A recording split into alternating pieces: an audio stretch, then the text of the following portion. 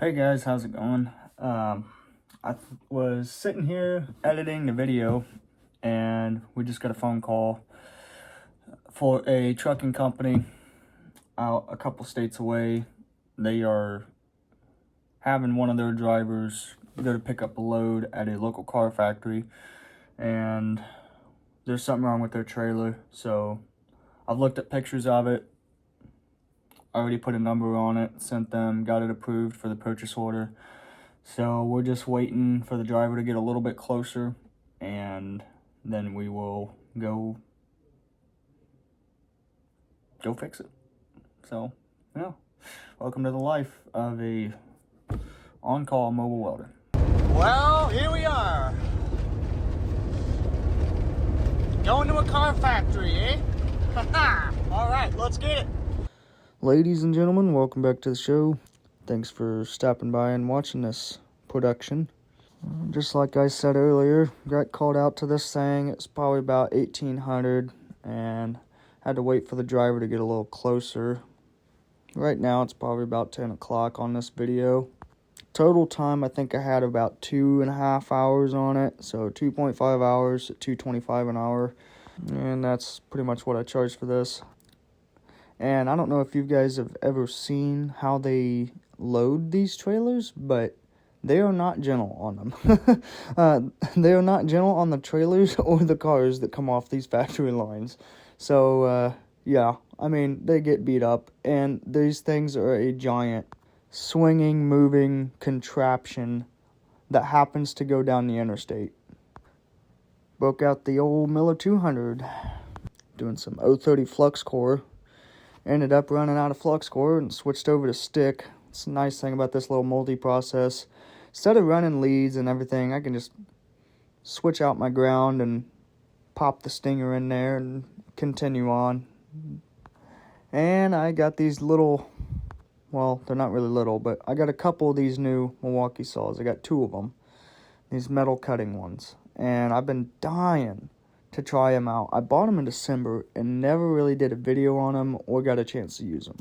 So I'm trying to basically make an excuse to use them on this job, and I think this excuse is perfectly justified because I have a giant cut to make. It's about 1.5 feet, 2 feet, we'll say. It needs to be straight, and it needs to be, to save time and to help me make more money. Needs to be low prep, which means hardly any, grinding. And if you look at that, look how straight that is. I don't care who you are, you're not doing that with a plasma cutter or a torch, unless you're a robot. And even then, still got to prep a lot more than this thing. I hit it with my little air die grinder with a 3M Cubitron. Man, it cleaned it right up. It was ready to weld. But there's those little straps that I was making, and I welded this whole ramp up and straightened it out, welded it all up 100%, but I'm going to put these straps on there just to be extra. These are 3/16 A36, nothing special. I cut them out of a piece of angle, so it's, ordinarily I'd cut these out of sheet. I usually keep 3/16 sheet on the trucks, but I didn't feel like pulling out that 4 foot by 2.5 odd shaped giant sheet of 3/16 out the top deck of my service truck, so I just grabbed some angle, and we're getting ready. We're prepping those welds, kind of grinding them down, the welds I made on the side. That way these little pieces that I put on are going to sit flush. Since I was planning on filming this, I probably should have set out more lights, but yeah, it is what it is. I did have to cut those in half. Did end up not using a whole piece. So I cut 4, used 3. Not complaining. Here I am welding those pieces in, 100% full penetration, uphill stick, 3/30 seconds at 92 amps, coming off the Miller Multimatic 200. And man, is it really nice to have a cordless light tower. You literally move that thing wherever you want, turn your engine drive off, turn some wrenches, and then turn it back on to do your work or run power tools or your compressor, and the light stays on no matter what. Cordless light towers are awesome. So I've been to this car factory before, working on these car haulers, and let me just tell you this. These car hauling trailers, when I see them going down the road, I try to avoid them. I try to stay away from them. They're scary. They're terrifying. There's a lot of moving parts. And if you had any clue how these other companies run these things down to the bone, you'd be the same way. So this is a galvanized ramp, which is also why I was wearing my respirator. So all you Europeans in the comments can lay off me on that. Here we are using just some regular old Rust-Oleum compound, galvanizing compound.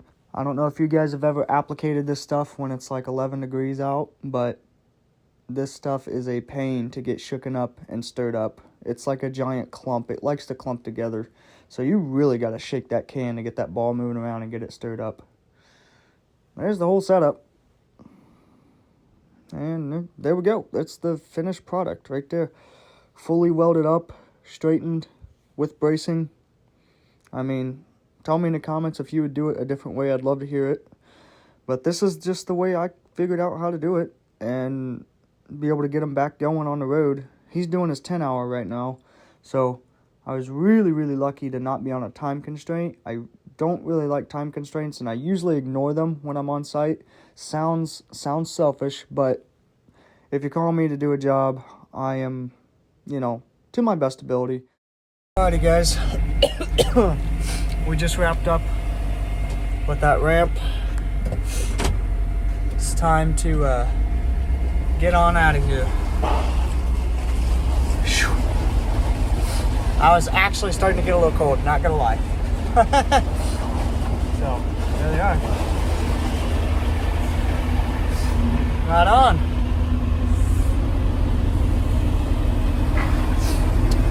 Right on.